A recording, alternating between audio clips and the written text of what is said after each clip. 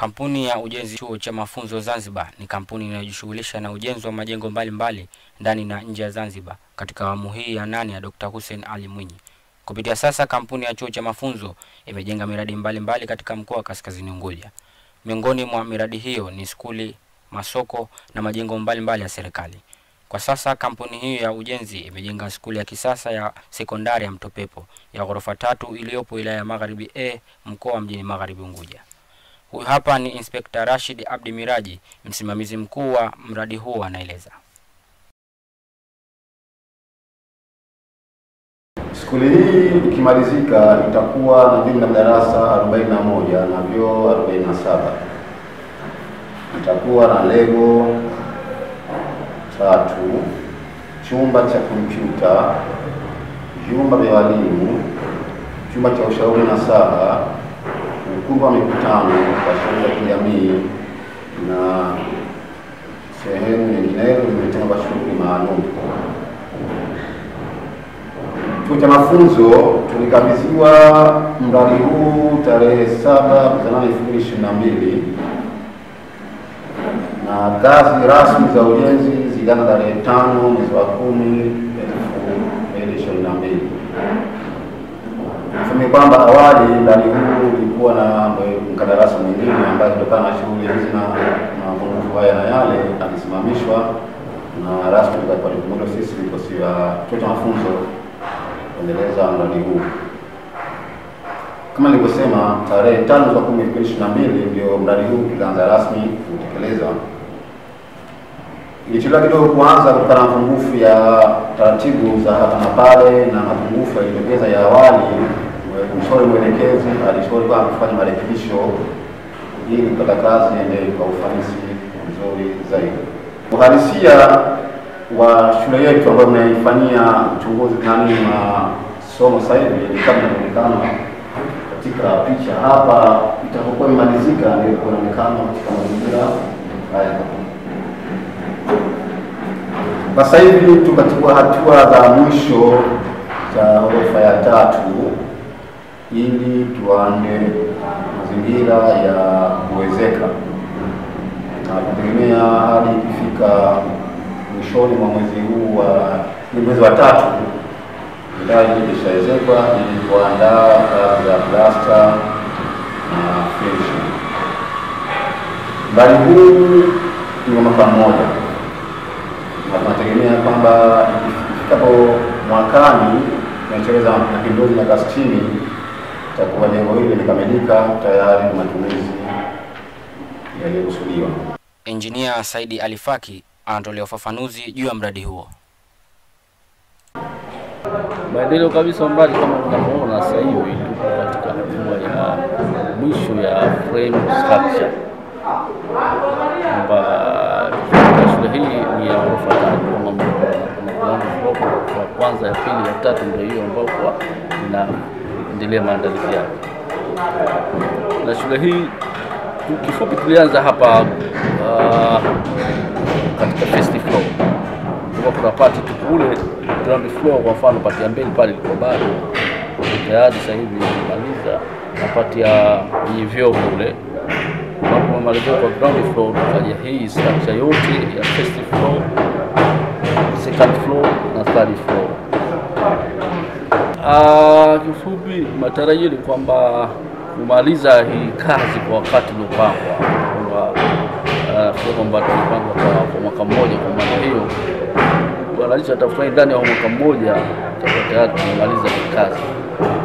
Juma Fikirini Hamisi, diwani wa wadi ya Munduli, anaeleza furaha yake kwa kujengwa mradi huu katika wadi yake na kukipongeza Chuo cha Mafunzo kwa kufanya kazi usiku na mchana, ikiwa lengo ni kukamilisha mradi huo kwa muda uliopangwa.